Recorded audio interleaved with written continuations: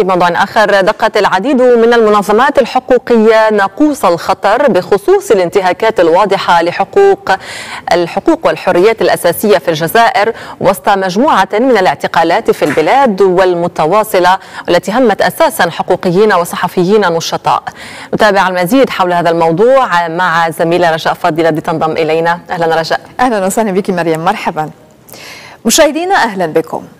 تعرف الجزائر موجة كبيرة من الاعتقالات ضد العديد من النشطاء والصحفيين والمدافعين عن حقوق الإنسان، حيث يستمر تجاهل الحريات الأساسية وحقوق الإنسان وانتهاكها وتقويضها عمدا في هذا البلد، انتهاكات تصمم عليها الجزائر، وهو ما شهدناه في قضية الصحفية والناشطة السياسية أميرة بوراوي التي تم إيقافها الجمعة في تونس، وعرفت بمشاركتها في حركة بركات ضد ترشح الرئيس الراحل عبد العزيز بوتفليقة لولاية رابعة. بوراوي التي كانت تواجه خطر الترحيل إلى الجزائر قبل أن تتمكن أخيرا من ركوب طائرة متجهة نحو فرنسا مساء الاثنين.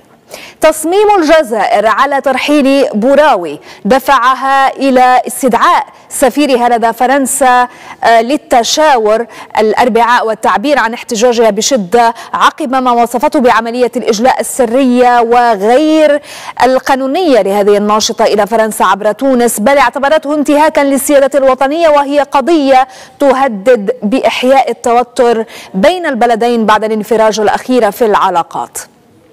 وتحمل هذه الناشطة السياسية للجنسيتين الفرنسية وأيضا الجزائرية.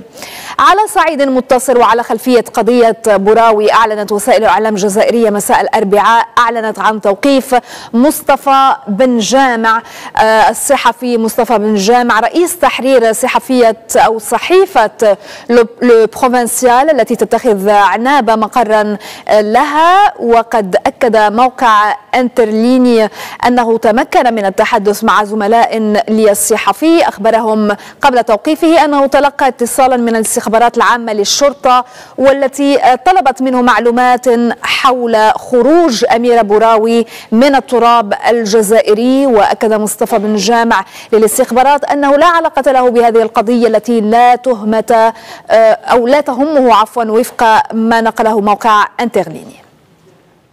وتواصل العديد من المنظمات الحقوقية عبر العالم تعبيرها عن كون وضع حقوق الإنسان في الجزائر أصبح مقلقا أكثر من أي وقت مضى، وتدق ناقوس الخطر بخصوص ما تسميه بالانتهاكات الواضحة للحقوق والحريات الأساسية في هذا البلد. ومن ضمن سلسلة من الاعتقالات التي شملت أيضا نشطاء وحقوقيين وصحفيين، نسرد عملية اعتقال إحسان القاضي وهو رئيس تحرير إذاعة راديو أم وموقع مغرب إميرجون، وإحسان القاضي الذي أودع الحبس المؤقت في 29 من نوفمبر بعد 4 أيام من توقيفه بتهمة تلقي أموال ومزايا من هيئات وأشخاص داخل الوطن وخارجه قصد القيام بأفعال من شأنها المساس بأمن واستقرار الدولة والوحدة الوطنية ووحدة التراب الوطني حسب ما نشرته وسائل إعلام محلية. وغدا توقيف القاضي تم إغلاق مقر وكالة انترفاس ميديا والتي تنشر راديو أم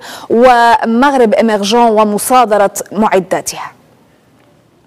وفي سياق التفاعل مع هذه المعطيات، أعلن محامون من أوروبا والمغرب العربي عن تشكيل فريق دولي للدفاع عن الصحفي الجزائري إحسان القاضي، وقد أعلن نحو 10 محامين من فرنسا وبلجيكا وتونس والمغرب وموريتانيا أيضا أنهم سينضمون إلى زملائهم بالجزائر للدفاع عن هذا الصحفي. وقد دعا المحامون في بيان لهم دعوا إلى الإفراج الفوري عن القاضي وأيضا رفع تشميع مقر راديو أم وأيضا مغرب إميرجون.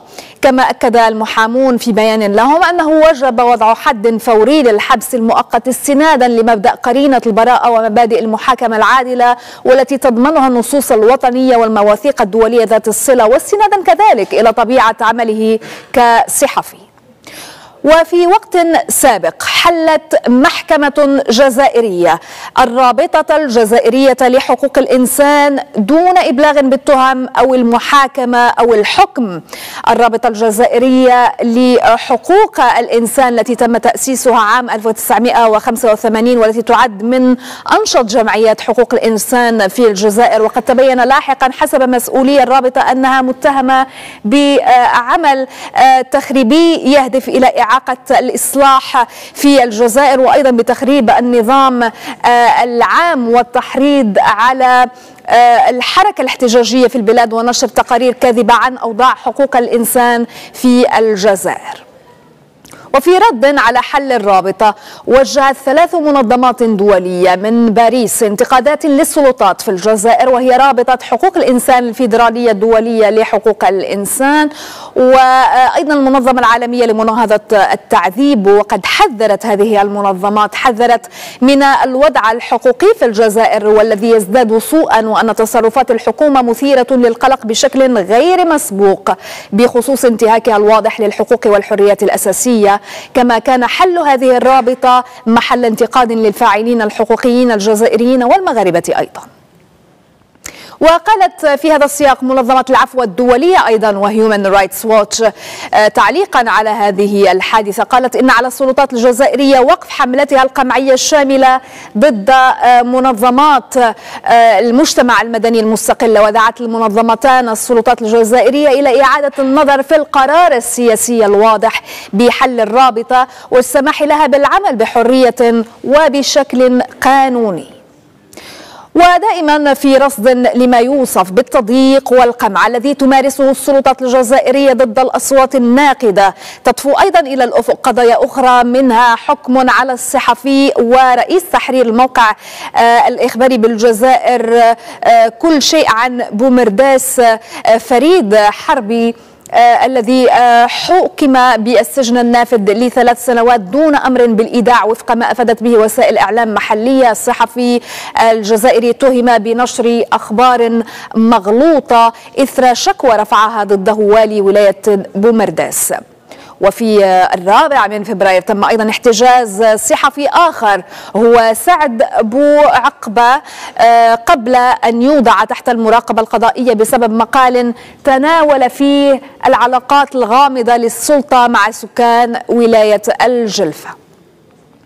وفي مؤشر حرية الصحافة العالمي لعام 2022 الصادر عن مراسلون بلا حدود، تحتل الجزائر المرتبة 134 من أصل 180 دولة وفق هذا المؤشر.